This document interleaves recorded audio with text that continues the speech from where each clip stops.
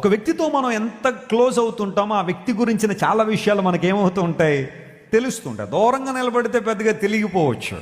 దూరపు కొండలు ఎప్పుడు ఎలా ఉంటాయి, నున్నగానే ఉండొచ్చు.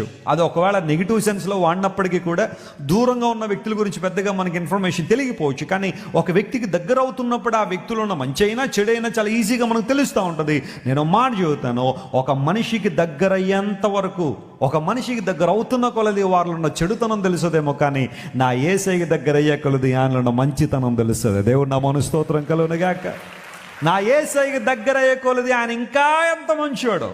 బహుశా నాకు యేసు ప్రభు గురించి కొంతవరకు తెలిసేమో ఆయన మంచితనం, కానీ the more I come close to my God, the clearer I know how great he is and how good he is. ఆయనకు దగ్గర అయ్యే కొలది ఆయన ఎంత మంచివాడు, ఆయన ఎంత గొప్పవాడో, ఎంతగా నన్ను ప్రేమించాడో, ఎంతగా నన్ను ఆయన కన్సర్న్ కలిగినాడు నా జీవితంలో. ఇంకా క్లియర్గా అర్థం అవ్వాలంటే ఆయనకు మనం ఎలా రావాలా, దగ్గరగా రావాలి. Can you make a decision this morning to come closer to God, dear friend?